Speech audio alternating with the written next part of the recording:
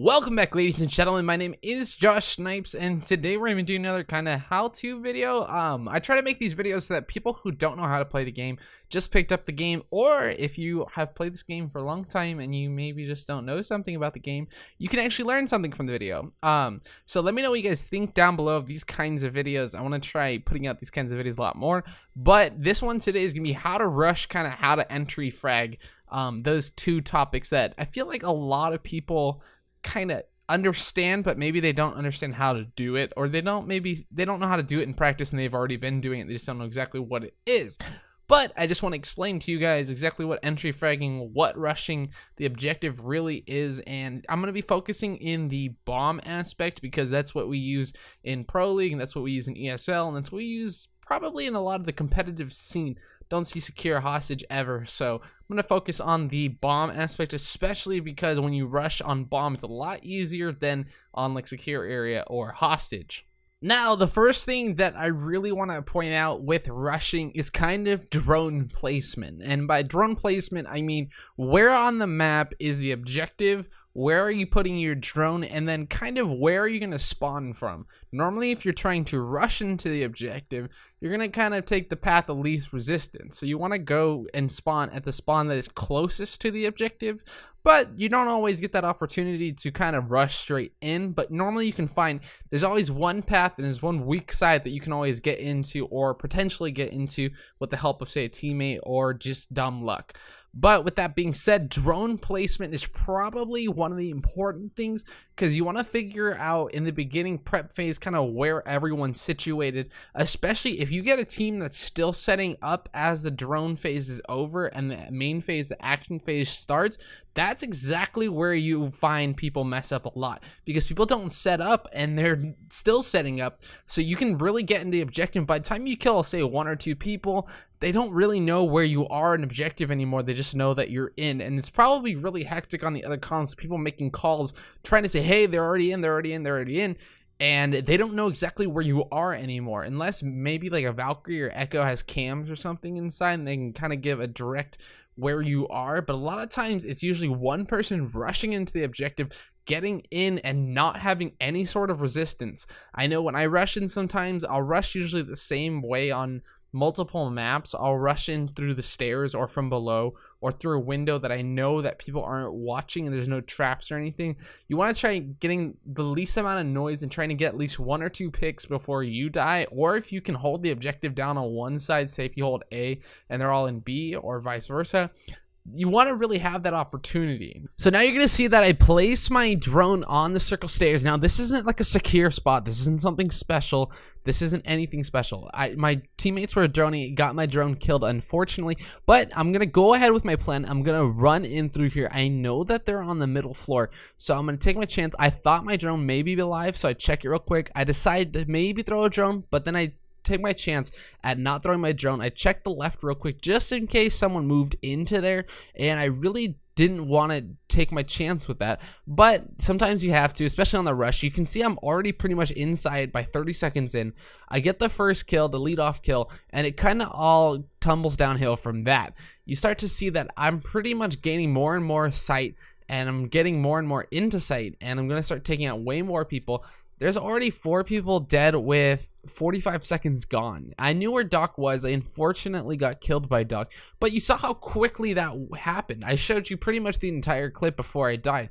That was probably in 30 or so seconds. But with that being said, that's pretty much how quick rushes happen, especially on a map like that and on a site like that. If you're not watching the rush, there's a good thing that if you can usually catch 1 or 2 people off guard, especially if you know that a team has been rushing almost every single round, but there's always one weak spot. And I found that on the drone when I knew that there was no one regarding Visa. I had the drone there for quite a while, actually, before I even cut the clip short. I had the drone there for a while, so I knew I didn't see anyone go over there. I didn't even bother barricading it. Normally, if I'm playing on that middle floor as defense, I will barricade that just on the off chance someone does exactly what I just did. I'll barricade the door to facing into Visa. I'll barricade the door into the office, and I'll barricade the hallway because it makes a lot of sound having to go through all of those barricades. And the whole point of the rushing is you want to try it with the most minimal amount of sound, and you want to try to get inside as fast as possible. Having any sort of hindrance, so barbed wire, deployable shields, barricades, castles, anything like that will stop people from getting into sight. And that's kind of why all that stuff is very important. Even if you cover a door with a barricade and you put a deployable shield or anything in front of it, or if you put like a barbed wire right where the door is, anything that'll slow down the attackers and slow down that rush in any way really helps. And I think that entry fragging in and of itself isn't rushing. I think that entry fragging is definitely pinning people in rooms and trying to get the kills.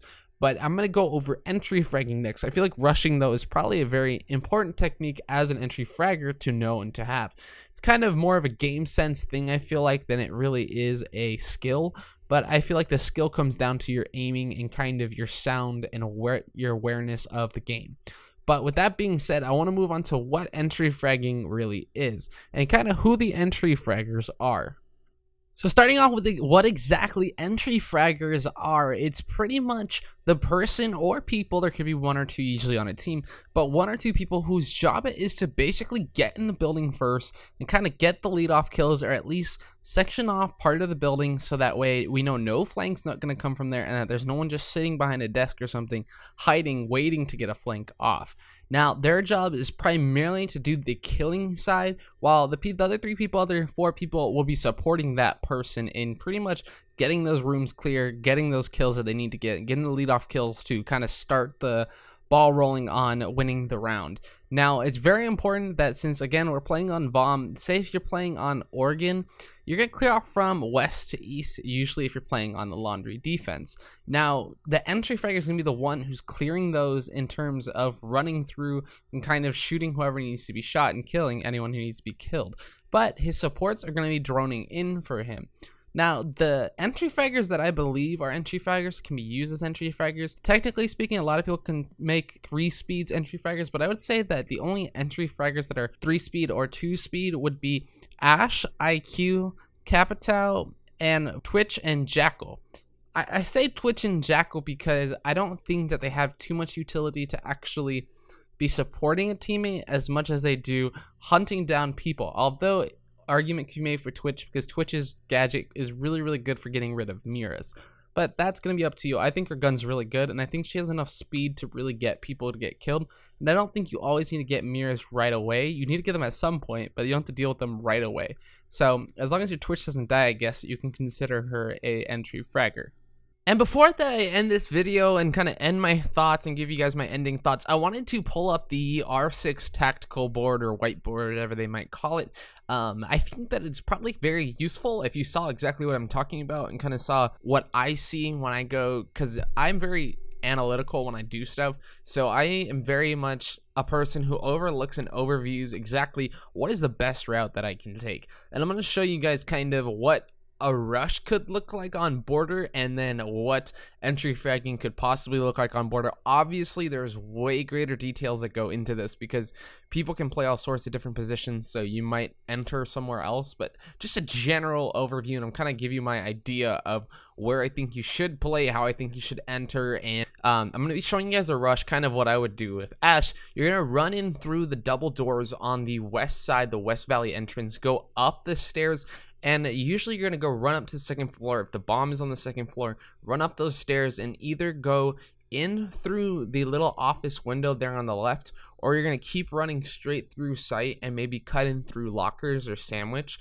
or you're going to run into the other office and see if you can sneak into archives there. That's typically a rush that you'll see from a lot of people. They'll try it, but to counter that, people put cap cans, frost mats, lesions, barbed wire, barricade the door, anything. I usually will barricade the door, and these yellow X's are kind of going to see positions that people will play on that site. But the next one that I want to move on to is kind of how to entry frag. Now, this part of entry fragging is going to be kind of sectioning off the building, not necessarily killing someone unless someone's already there. When you're entry fragging from the valley entrance, you're going to be either going left or right as soon as you run up across the vents, and you're going to be either entering into CCTV if the bomb is in archives up on the second floor, or you're going to be clearing out the east stairs. Sometimes there will be someone playing east stairs, sometimes there's not. Usually if I go through east stairs, I'll run up and through office if there's no one on east stairs, or I'll hold a position across the hallway and make sure no one comes up east stairs and no one crosses over between the office. Again, these yellow X's are just going to be positions that people might play, but that's basically what entry fragging is, and it's what rushing really is. Let me know if I missed anything in the comments down below. Thank you guys so much for watching, and let me know if these tactical board videos actually helped you. I kind of hope it gives you a better overview of what I was talking about, because I know it's kind of hard to not have any sort of demonstration and just have me talking. But let me know so I can do it in future videos, because I plan to do more videos like this. And let me know if you guys have any other ideas for videos in the comments down below that you think that can be explained a little bit better. Or if you're new to the game and you have a question, let me know down in the comments below. I also have a Twitter, so hit me up on Twitter if you want. It's Josh Snipes R6. Thank you guys so much for watching. This is going to be Josh Snipes signing off.